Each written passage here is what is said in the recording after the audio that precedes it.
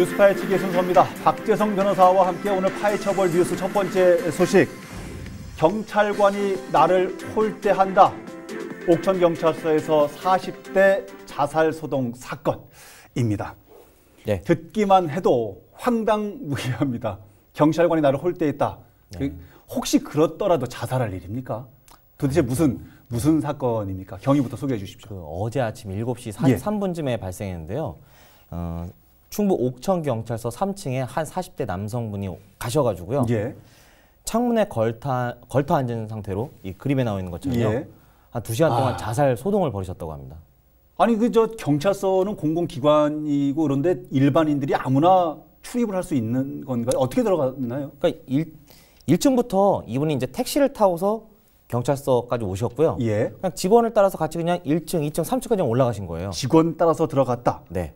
아. 그러니까 아무도 제지를 안 한 거죠. 그러니까 일반 민원인이 경찰서에 어떤 고소를 하러 오거나 또는 수사를 받으러 오거나 다양한 사람들이 올 수 있잖아요. 예. 근데 이제 옥천경찰서 같은 경우에는 그 외부인이 갈 수 있는 그 제한 구역이 예. 어떤 나눠지지 않았기 때문에 그냥 3층까지 무난하게 갈 수가 있었던 것 같아요. 대개는 1층까지는 그럴 수 있다고 쳐도 그렇죠. 일반인들이 뭐 자유롭게 출입을 할 수 있으니까요. 네. 그러나 2층, 3층 같은 경우는 계단이나 특정 어떤 통로를 이용해서 가야 될 것 그렇죠. 같은데 일반인들이 네. 이렇게 쉽게 갈 수는 없을 것 같은데요. 경찰관을 따라갔다. 네. 여하튼 이런 상황입니까? 네, 맞습니다. 여하튼 지금 경찰관을 따라서 옥천경찰서에 들어갔고 뭔가 내가 좀 홀대당했다. 네. 뭔 불만을 갖고 있는 겁니까 도대체 그러니까 이 사람?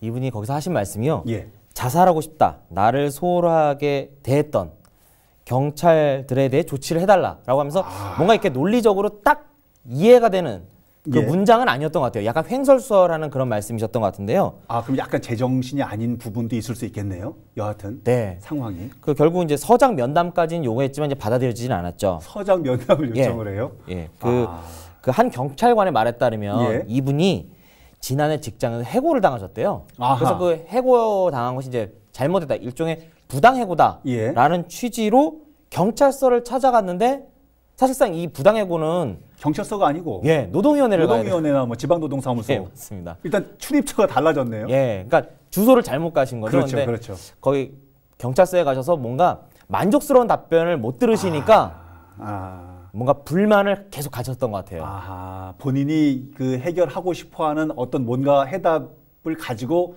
갔을 텐데 네. 당연히 그 답을 못 들었겠지요. 네. 아, 그런 상황이구나.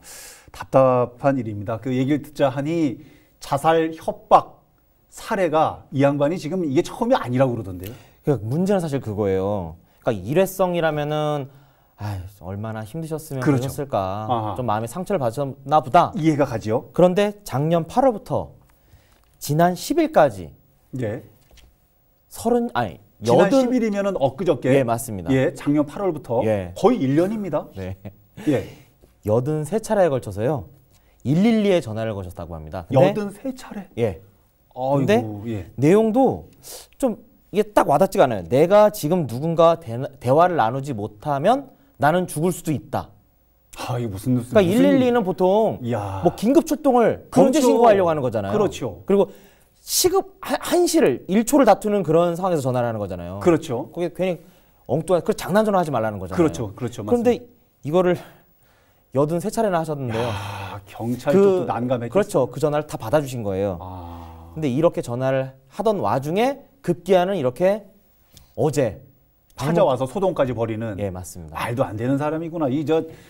불치병이 있는 거 아닙니까? 그리고 112에다가 전화를 해서 죽을 수도 그걸 왜 112에 전화를 해서? 그러면 112를 이용을 했어야 되는 또 다른 민원들에 대한 긴박한 이런 상황들은 자칫 놓칠 수도 있었던 상황들이 많았었다는 얘기잖아요. 그렇죠. 결국 거기 상담원 분은 이분과 이제 하소연을 상담해 주신 거죠. 아이고, 참 주소를 잘못 잡아도 처음부터 한참 잘못 잡은 상황. 부분이 좀 안타까워요. 어떻습니까? 경찰 쪽에서는 뭐 그냥 내버려 둘 수가 없잖아요. 계속해서 112 전화를 할 테고 요번처럼 이렇게 뭐 찾아와가지고 소동까지 벌이고 어떻게 합니까? 경찰에서는요, 그러니까 이분의 상황을 보고 또 이제 상태를 보니까 일단 병원에 가서 치료를 받는 것이 더 급선무겠다고 생각하셨던 것 같아요. 그래서 병원 치료를 받게 하고 훈방 조치를 하려고 맨 처음에 계획을 했었는데요.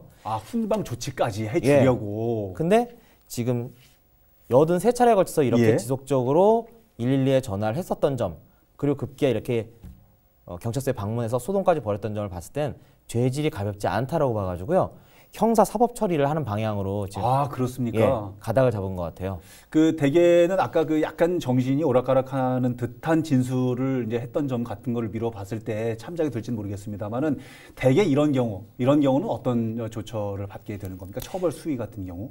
일단 경찰 입장에서는요. 예.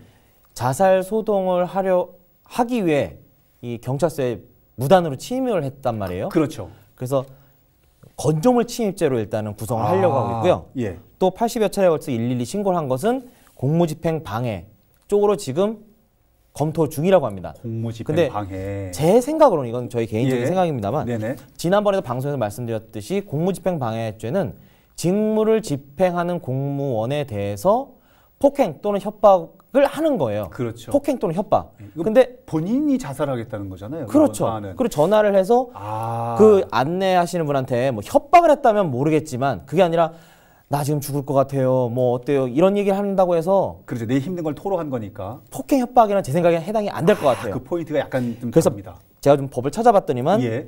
그 못된 장난 등이니까 여러 가지 행위 태양이 있을 수 있는데 예.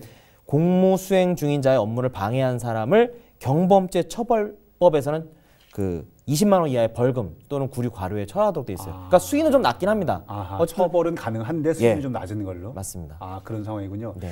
알겠습니다. 그 지금 같은 상황은 아주 너무했다고 생각은 들어요. 이게 지금 당사자 A 씨 너무했다라고 생각이 드는데 조금 상황을 조금 반대로 좀 보면요. 네.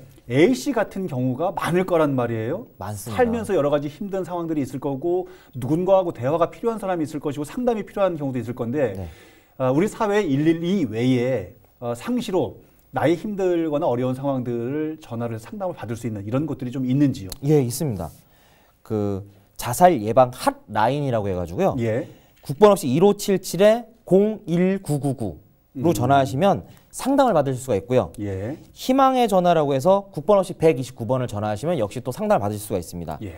그 다음에 생명의 전화라고 해서요. 1588-9191이 있고요. 예. 또 청소년들의 어떤 자살 상담을 전문적으로 상담하는 번호로 1388이 있습니다. 1388까지 청소년까지. 그러니까 이런 곳에 좀 전화를 하시게 되면 전문적인 상담을 받으실 수가 있고요. 이 우울감, 그다음에 좌절감, 그다음에 어려운 고민 등을 거기서 대화를 통해서 좀 해결하실 수 있을 것 같습니다. 우리 시청자분들께서 앞으로는 그 A 씨 옥천 경찰서에서 자살 난동 부린 A 씨 말고 이런 분들처럼 주소지 잘못 찾아가시지 말고 정확하게 제대로 찾아가서 정확한 상담을 좀 받았으면 그래야 도움을 받을 수 있겠다.